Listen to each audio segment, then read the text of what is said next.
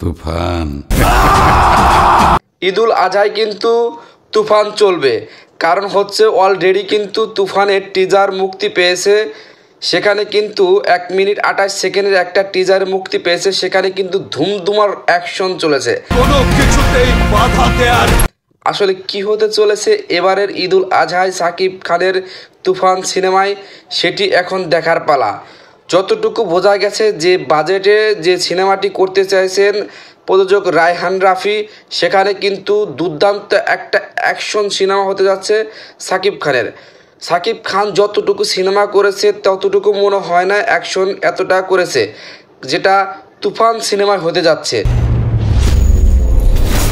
আপনি একটা জিনিস খেয়াল করে দেখেন, সাকিব খান কিন্তু প্রথম টিজারের লুকেই কিন্তু তার যে বন্দুকের গুলিগুলো কিন্তু উড়িয়ে দিয়েছে, এবং কি তিনি যে একটা হুঙ্কার দিয়ে রেখেছেন, সেখানে কিন্তু তিনি বলেছেন যে তুফান যা চাইবে তাই পাইবে। তার মানে বোঝা যাচ্ছে যে দুর্দান্ত একটা অ্যাকশন সিনেমা দেখতে যাচ্ছে বাঙালি। কারণ হচ্ছে ঈদুল আজহায় কিন্তু মুক্তি পাবে রায়হান রাফির সেই তুফান। সর্বশেষে কিন্তু টিজারের একটা দৃশ্য দেখানো হয়েছে, সেখানে কিন্তু দেখানো হয়েছে চঞ্চল চৌধুরীকে। তিনি কিন্তু যে একটা দিয়েছিল, যে হুঙ্কার দিয়েছে তুফান থেমে গেছে, কারণ সেখানে বোঝা যাচ্ছে যে তিনি কিন্তু একটা ভিলেনের ক্যারেক্টারে অভিনয় করছেন। কারণ হচ্ছে চঞ্চল চৌধুরী কিন্তু বিগত কয়েকটা সিনেমা যে করেছে, সেখানে কিন্তু প্রত্যেকটা সিনেমায় সুপারহিট হয়েছে। বিশেষ করে হাওয়া, মনপুরা, বিভিন্ন সিনেমা, আয়নাবাজি, তার প্রত্যেকটা সিনেমাই কিন্তু ধুমধুমার হয়েছে। পাশাপাশি যদি সুপারস্টার সাকিব খান থাকে তাহলে তো কোনো কথাই নেই। তো যতটুকু বোঝা গেছে যে এবারের ঈদুল আজহায় তুফান সিনেমাটি ভালো একটা সাড়া ফেলবে। বিশেষ করে প্রিয়তমা রাজকুমারের পরে যে সাকিব খানের যে একটা ছবি আসতে চলেছে, সেটা হচ্ছে তুফান।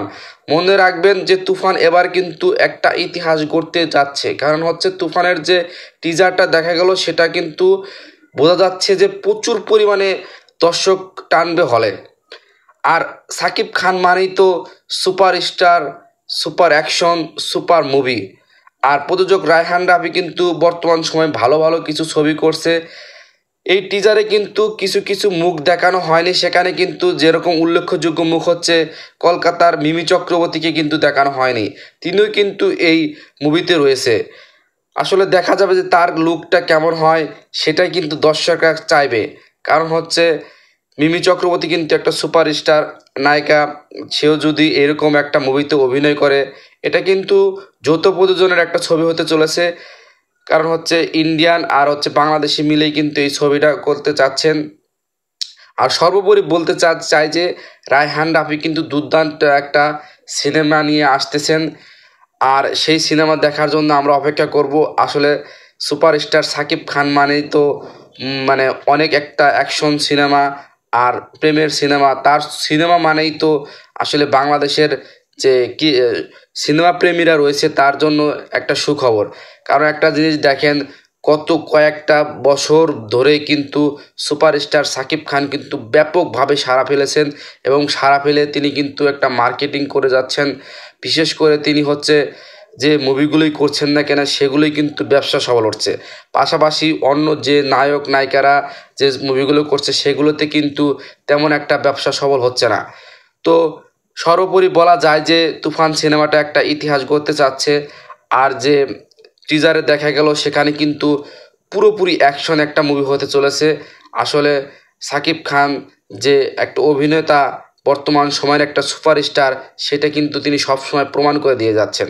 প্রিয়তমা যে সিনেমাটি হয়েছিল, সেখানে কিন্তু প্রত্যেকটা দর্শককে তিনি কাঁদিয়ে দিয়েছেন। আবার পাশাপাশি যে তার কয়েকদিন আগে রাজকুমার একটা মুভি রিলিজ হইলো, সেখানেও কিন্তু ভালো একটা সাড়া পেয়েছে দর্শকদের মনে। যে মায়ের জন্য একটা আকুতি, সেখানে কিন্তু তারা দর্শকরা প্রচুর পরিমাণ প্রশংসা করেছেন যে সাকিব খান কিন্তু দুর্দান্ত অভিনয় করেন। তার যে অভিনয়টা, সেটা কিন্তু দর্শকের মনে গেঁথে যায়।